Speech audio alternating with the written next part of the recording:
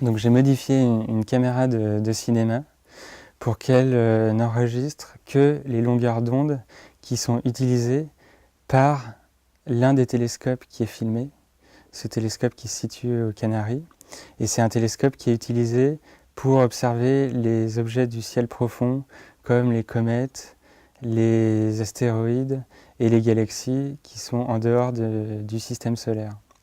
Donc on a enlevé les filtres infrarouges et on a rajouté des filtres qui bloquaient le visible. Et tout ça, ça a beaucoup d'incidences techniques bien sûr parce que les caméras ne sont pas forcément prévues ni calibrées pour ce genre d'image. Donc on était contraint à ne pas utiliser certaines valeurs de diaph, puisque dès qu'on allait au-delà de 6, voire 8, entre 6 et 8 de diaph, si on allait au-delà de ça, on avait un espèce de point chaud au centre de l'image, donc une tache blanche, qui était en fait la forme de l'iris, qui se reflétait directement sur le capteur. Et donc tout ça, c'était assez contraignant parce que du coup, on avait une profondeur de champ très limitée. Et moi, dès le début du projet, j'avais envisagé d'avoir une caméra qui soit tout le temps en mouvement. Puisque l'idée, c'était je me posais la question de ce qui pouvait être une mise en scène spatiale, une mise en scène qui a trait à l'espace. Donc je voulais premièrement avoir une caméra qui soit toujours en mouvement, mais aussi ce qui était très important pour moi, c'était de déployer, puisque l'image est construite à partir d'une longueur d'onde qui est normalement enregistrée par un télescope.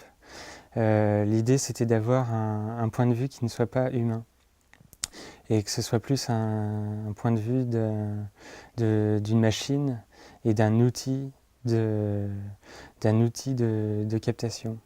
Donc on a travaillé avec plusieurs choses. Il y a presque autant de configurations de caméras et de machinerie qu'il y a de plans dans le film.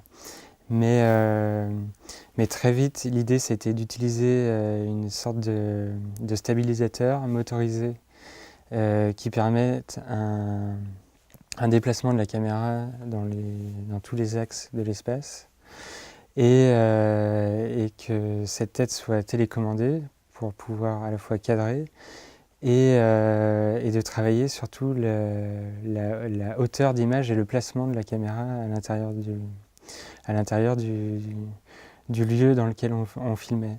Donc en fait on a des plans qui sont à la fois parfois très près du sol, des fois des plans très aériens, mais on n'a jamais de plan qui soit fait à hauteur d'homme, en tout cas à hauteur du regard normal lorsqu'on est debout. Et donc on a inventé toutes sortes de dispositifs, donc la caméra elle était des fois placée sur un câble qui était tendu entre deux arbres ou entre deux rochers.